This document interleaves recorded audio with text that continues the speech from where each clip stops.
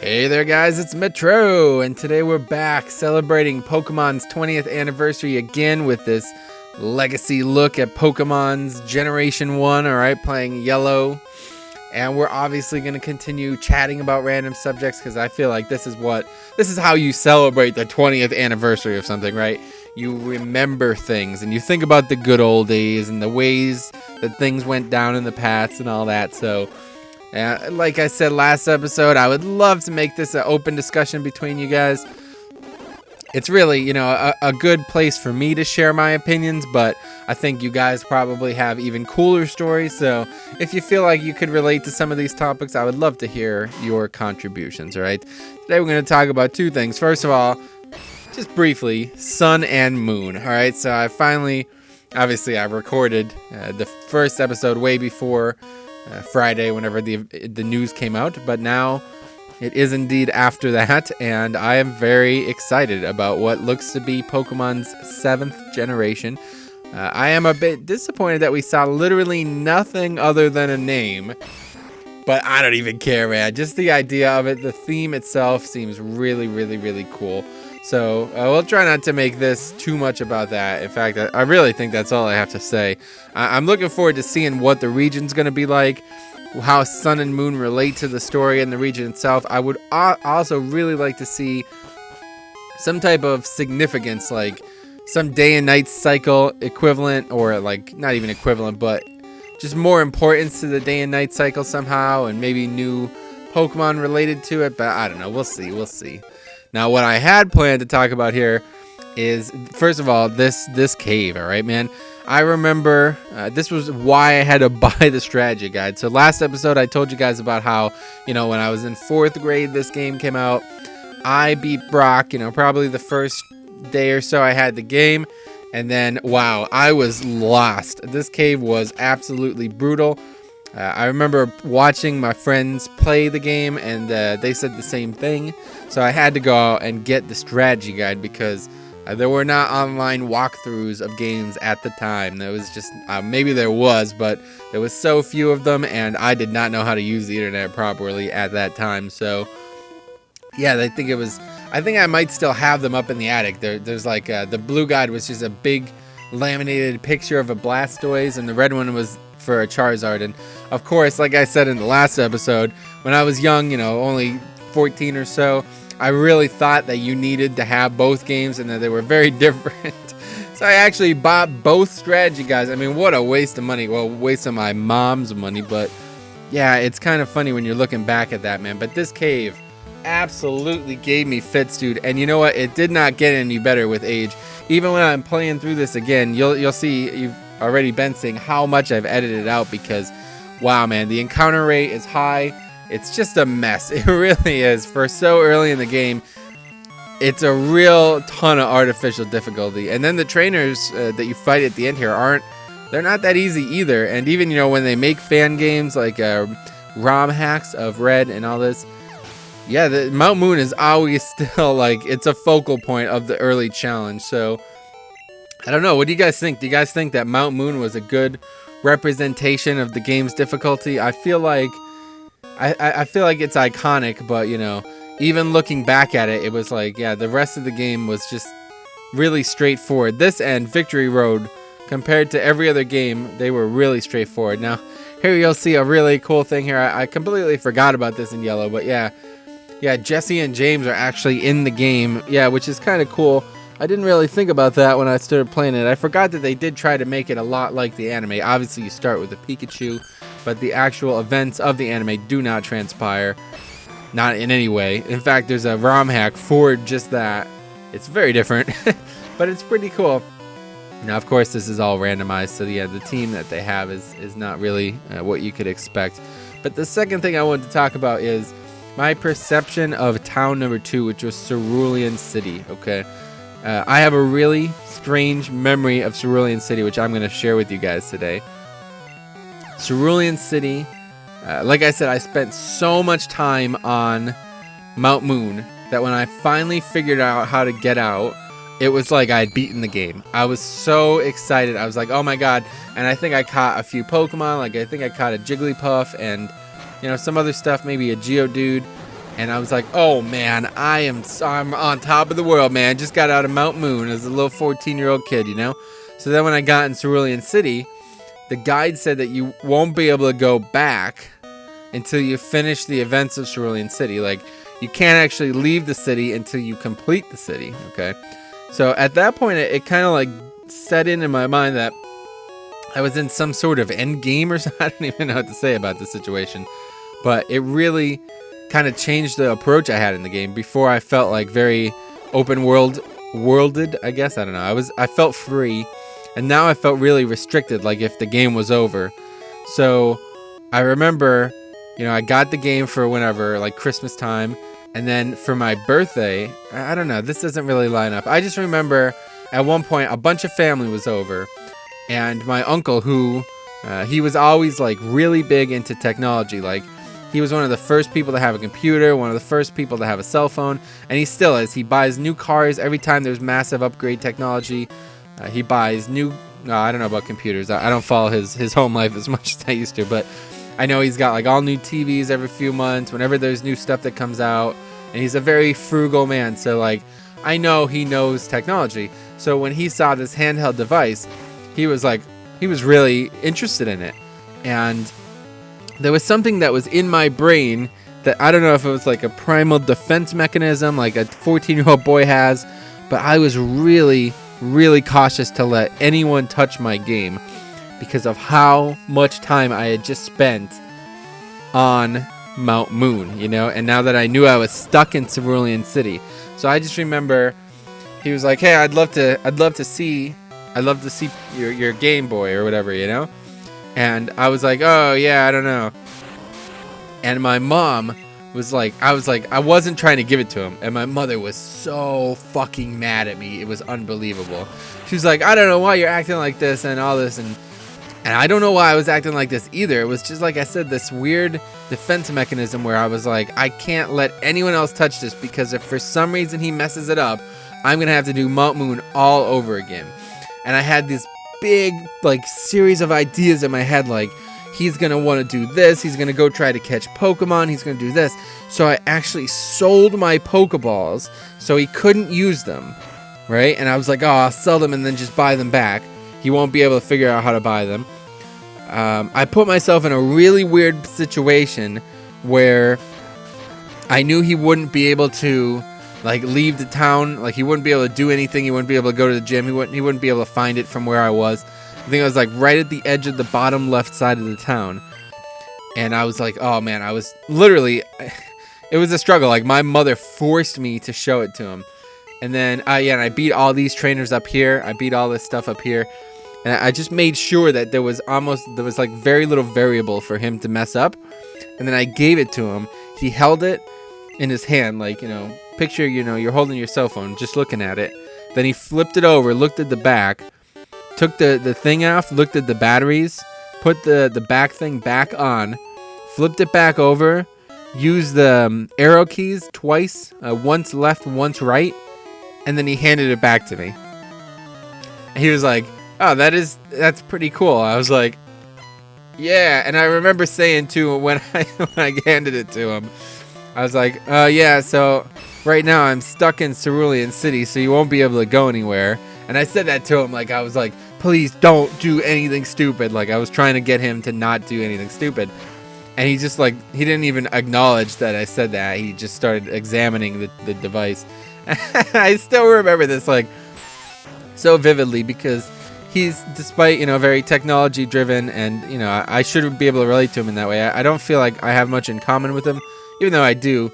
But I think a lot of it is because he's so, like, he doesn't speak, he doesn't speak very often. He's not gregarious, like he's very, very soft-spoken, and I don't know. It was a weird relationship I had with him growing up, but now, I respect all my family members, but every time I see him, honestly, like not every time, it doesn't immediately come to mind, but that is something that still comes to mind very often. So I guess we're going to say about this episode, what do you guys have any memories of, your first memories of Pokemon and like people wanting to play it, or you not wanting to share it, or family members, stuff like that? because I don't know why, but that is just such like a strong memory for me. It's really unbelievable. And then after that, the game, I remember breezing through the game. Like, that was such a stressful period. It was so weird. I can't iterate it enough. It's a really strange thing. I'm sure there's other people out there who have had similar situations. Like, you were so in love with the game that you didn't want anyone else to touch it, no matter why they were going to touch it. Even if, you know, like I said, it was my situation where they ended up just examining it. It was like such a weight off my shoulder. I don't know. It's a weird time in my life, I guess. But yeah, that's really all I had to talk about in this episode. So I guess we'll talk a little bit about the gameplay. So as you just saw there, a Squirtle. Yeah, the randomized element of this is actually pretty fun. It's more enjoyable than I expected it to be. But the game is not a challenge. Like, as you see, I'm level 24. I'm basically using a really shitty Pokemon at this point. Like, a level 24 first evolution is not good for this game. But it doesn't really matter because their levels are so intensely low. And I guess it's meant to be like, you're meant to level 6 Pokemon, not just one, obviously. But as you see, yeah, 16 against a 24. And I'm not super effective against it or anything, but look at that karate chop, man. It almost one-shot it. So yeah, I don't know. It is pretty fun to randomize it, but it still doesn't really add too much difficulty. I think there'll be some difficulty later in the game, but like I said last episode, after playing through Pokemon Christmas, which was basically just a vanilla hack, like nothing changed other than some tiles and events. Yeah, kind of puts things in perspective, man. Just how easy actually beating the game can be, you know, when you're talking about first 2 generations, and I suppose even generation 3. But yeah, things start to get a little bit more complicated at that point. I feel like you have to at least have 6 Pokemon for that. Maybe not, though. We'll see when we get to it. But yeah, I don't know. So what do you guys? How do you guys feel about? You guys ever talk about like playing through the old games again? That's another interesting story. So one of my friends who I went to high school with, like I hadn't spoken to him. Well, I guess we spoke pretty often. I haven't spoken to him now for a while, but at the time, we didn't have tremendous communication, but we spoke, you know, every few months, probably every few weeks. And all of a sudden, he texted me. He's like, "Hey, man, I was wondering if you knew any way to play Pokemon nowadays, especially on the computer. I've heard that it's possible." And I told him all about emulators, right? Like, this was when it was like 2007. I was just going into college, and I kind of found out about emulators for the first time in like 2006. I don't know why. I don't know if they weren't popular previously or I didn't have the interest, but I remember playing Golden Sun on an emulator when I was in like my junior and senior year of high school, so 05, 06. But yeah, and then, you know, I started playing the Pokemon games again. And he was asking about it, and I was like, "Oh yeah, you totally can." So, you know, it's kind of funny because I don't know. I feel like the games will forever live on now, but it's not like that moment made them so for me. But I remember the first time I discovered that these games could be played on an emulator, and in fact, I did try playing them on my Game Boy again. But I don't know. Once my hands got large, like I have very large hands, like way larger than most people who are my height. I'm about 6 foot, and I can palm a basketball pretty easily. Not pretty easily, but I guess the wingspan, quote unquote, like if I extend my pinky and my thumb as far as they go, it's very long. Like it's probably almost a foot. So I don't know how normal that is, but anyway, I have trouble with the small devices, and even my phone, I have the same thing. So, you know, going back to playing on the Game Boy console was actually quite difficult. I basically had to like suspended on my fingertips and then just use my thumb instead of I used to just hold it, you know, and that even using the phone now, like I said. But yeah, so now that I can play with a gamepad on the computer, I feel like that has really immortalized Pokemon for me. If it wasn't for that, if it wasn't for this new digital medium, even though it's clearly stealing it, and I hate to talk about it and admit it, I think everybody understands it at this point. Like, I don't have a Game Boy capture card right now, you know, like, I can't say that I can't try to lie about it. It's just not, it's not worth lying over. But other than that, like, if it wasn't for that, I don't think this game would be what it is today. I really feel strongly that the fandom has absolutely immortalized the game by, first of all, you know, just making it possible to play on other devices like the computer, and now on the cell phones as well, very big. And then also playing, making these games, these modified fan games. Whoever first, I'd love to know what the first ROM hack was. I guess people were hex editing things before the games were even on like emulators. People were probably doing it on console cartridges, but I don't know, man. I'd love to know the history of Pokemon ROM hacking, because I feel like it is gotta be a very intricate one. Yeah, I don't know though. It's just really, it's really strong to think about. It really is, because how many hours I've spent on Reborn and Rejuve, and the upgraded challenge of these games, and the collection aspect. Like the fans know how to make the game just as good as the creators. Like, I loved X and Y. X and Y. Well, I've only played Y, X. I don't know. Either one. I've only played one of them, and it is definitely my favorite vanilla game for sure.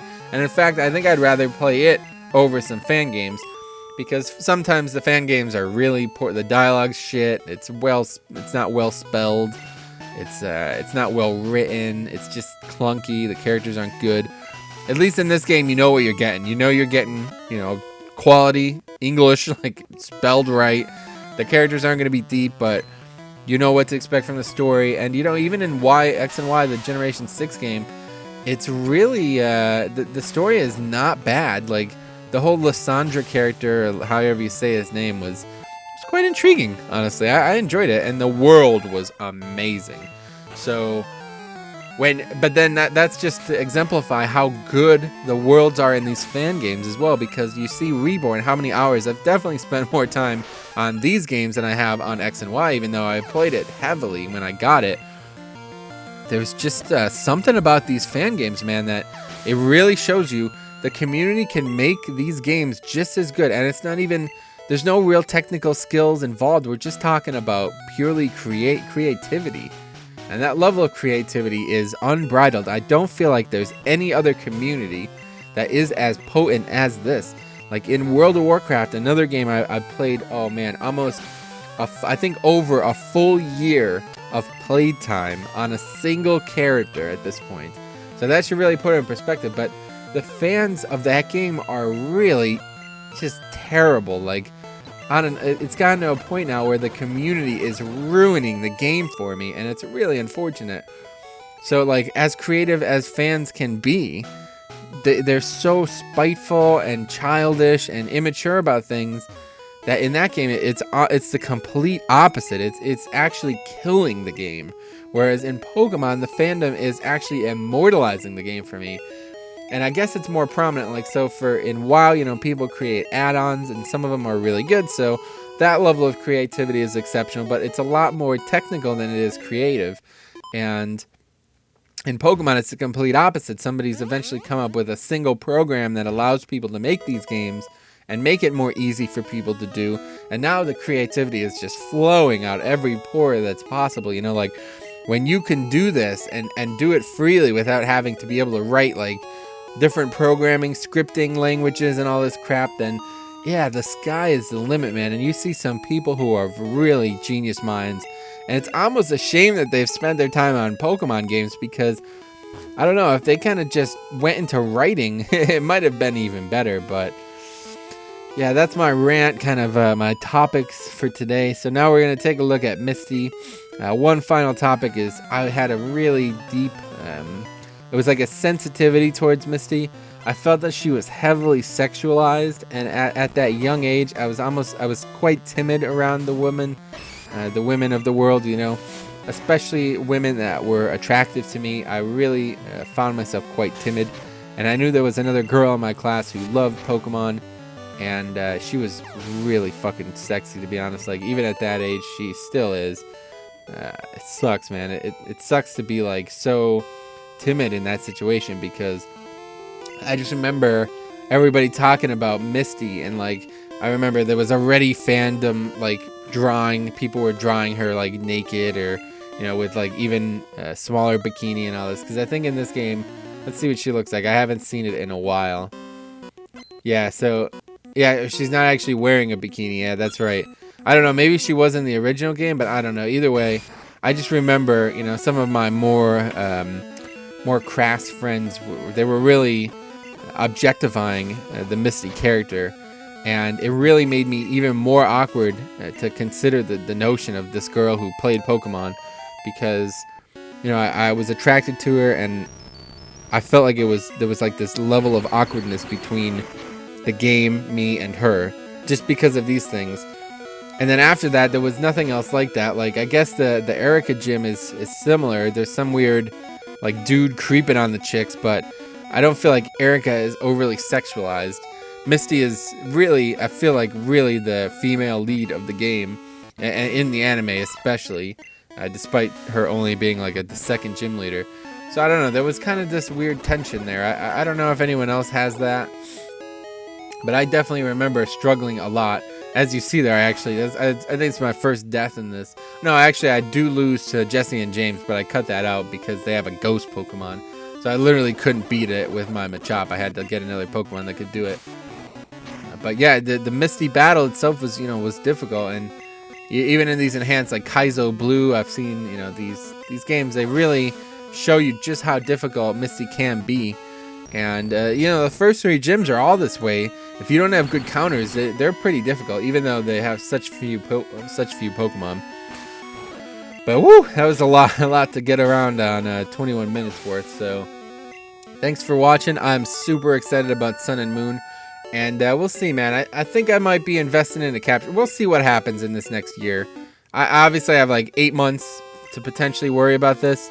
We'll see. We'll see what news comes out. If things go well for me in this next year, like job, everything keeps working the way I want it to, and I have excess money, we'll see. I may invest in a capture card to play Sun and Moon. It's gonna be obviously well overcovered, but I don't know. Just kind of batting it around in my mind. But until then, guys, we have the legacy of Pokemon to explore. A lot of topics I want to discuss, so I'd really encourage you, if you made it this far, how about you leave something from your experiences on what we talked about. And if not, the next episode, we'll see you guys. We're heading to Vermilion City to take on that old Lieutenant Surge, all right? And I have definitely 1 or 2 things that I want to talk about there. So see you guys in the next episode.